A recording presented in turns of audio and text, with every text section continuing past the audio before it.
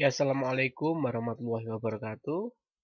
Baik, untuk pertemuan kita kali ini, kita akan belajar tentang pengertian ilmu sosiologi ya. Ini merupakan pertemuan pertama ya. Bagaimana kita memahami apa itu sih sosiologi gitu ya. Nah, oke kita lihat dulu. Yang pertama, nah ada seorang tokoh bernama Auguste Comte. Auguste Comte ini merupakan bapak sosiologi dunia gitu ya. Nah, pertama kali sosiologi itu sebenarnya dikemukakan oleh Auguste Comte dalam bukunya Cours de Philosophie Positive pada tahun 1838.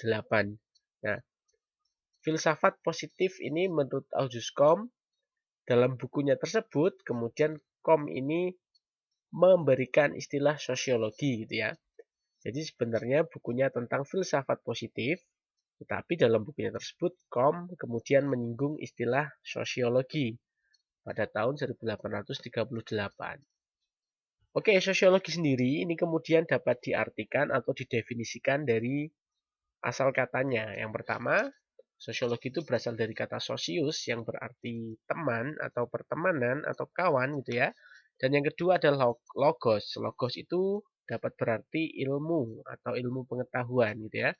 Jadi secara umum pada awalnya sosiologi ini dapat dipahami sebagai ilmu bermasyarakat umum gitu ya. Ilmu bermasyarakat secara umum, bagaimana cara individu bermasyarakat itu sosiologi. Awalnya seperti itu. Kemudian ada seorang tokoh, Pitirim A. Sorokin, ini juga kemudian mendefinisikan sosiologi gitu ya.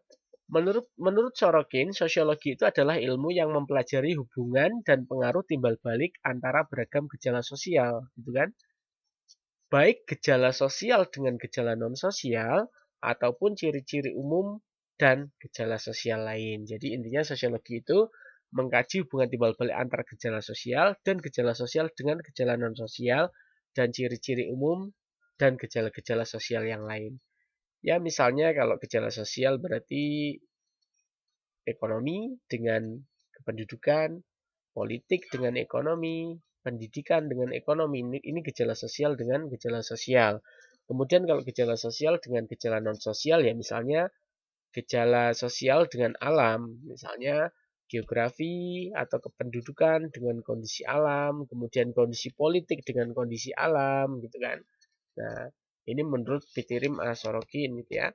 Kemudian ada tokoh lagi yang mendefinisikan sosiologi, yaitu Albert J. Rees Jr. Ini lebih menekankan sosiologi kepada ilmu yang mempelajari tentang kelompok-kelompok sosial yang membentuk organisasi sosial. Atau di dalamnya itu disebut juga dengan istilah lembaga sosial.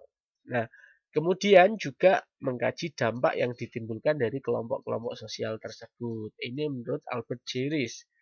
Kemudian, tokoh dari Indonesia bernama Selo Sumarjan dan Sulaiman Sumardi gitu kan mendefinisikan sosiologi merupakan ilmu yang mempelajari struktur sosial dan proses sosial termasuk di dalamnya itu adalah perubahan sosial. Nah, oke, kemudian dapat kita simpulkan bahwa sosiologi ini merupakan ilmu yang mempelajari hubungan atau interaksi manusia dalam masyarakat, baik interaksi antar individu, baik antara individu dengan kelompok, maupun interaksi antar kelompok dan hasil-hasil dari interaksi sosial tersebut. Serta sosiologi juga mengkaji tentang perubahan sosial dalam masyarakat. Nah, kesimpulannya seperti itu. Intinya ketika sosiologi ini memfokuskan kepada interaksi, mau tidak mau kemudian sosiologi juga harus membahas tentang hasil-hasil dari interaksi sosial tersebut. Nah, hasil-hasil interaksi sosial itu apa saja? Misalnya struktur sosial, kemudian ada proses sosial, kemudian ada kelompok sosial, kemudian ada nilai dan norma di masyarakat, kemudian ada juga kebiasaan dan tradisi yang dianut di masyarakat tersebut. Tentunya juga mengkaji tentang perubahan-perubahan sosial yang ada di masyarakat ya. Nah, inilah pengertian sosiologi. Semoga dapat dipahami dan terima kasih. Wassalamualaikum warahmatullahi wabarakatuh.